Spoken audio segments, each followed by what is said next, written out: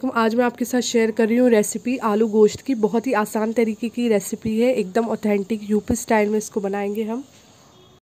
बहुत ही झटपट बनने वाली ये रेसिपी है और बहुत ही आसान। तो इसको बनाने के लिए यहाँ पर सबसे पहले मैंने तेल गर्म कर लिया है। किसी भी बड़े बर्तन में तेल को अच्छे से गर्म कर लें। 1 कप यहाँ पर तेल डाला है मैंने।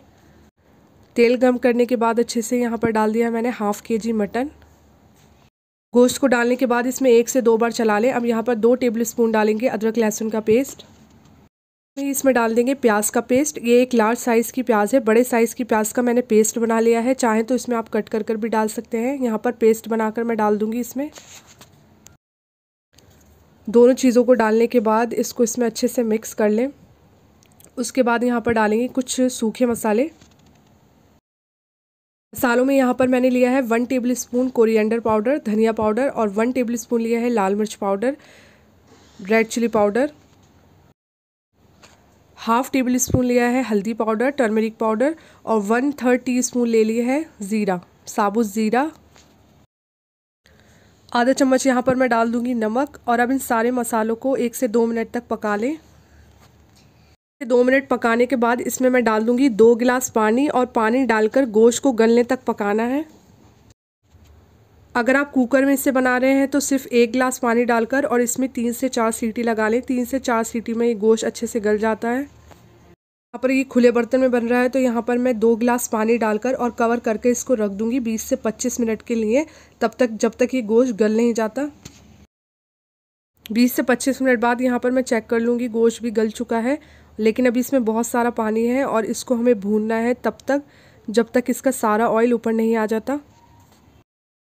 जैसे थोड़ा पानी कम हो यहाँ पर मैं डाल दूँगी दही। दही मैं 2 चम्मच डाल रही हूँ और इसको दही को फेंट कर डालें। दही डालने के बाद इसको 1 से 2 मिनट तक भून लें लगातार चलाते हुए, ताकि इसमें लम्स नहीं पड़े दही के।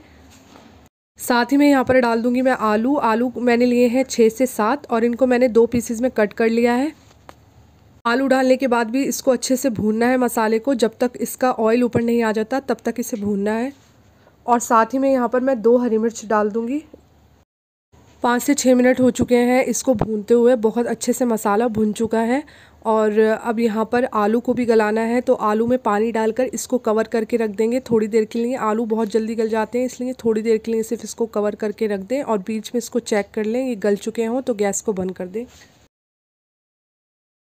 1 गिलास इसमें पानी डालकर इसको कवर करके रख देंगे जब तक आलू गल नहीं जाते। और अगर आपको जितना भी इसको पतला रखना है उस हिसाब से आप इसमें पानी डाल दें। यहाँ पर मैं 1 गिलास पानी डाल रही हूँ। कुकर में आलू को गलाने के लिए सिर्फ 1 सीटी लगाना है और फिर गैस को बंद कर दें। बस यहाँ पर अब डाल देंगे ½ कप हरा धनिया। हरा धनिया इसमें ज़रूर डालना है आलू गोश्त में।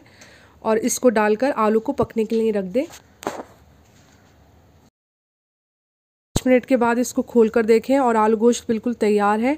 आप चाहें इसे चपाती या चावल किसी के भी साथ सर्व करें। बहुत ही मज़ेदार सा ये आलू गोश्त बना है।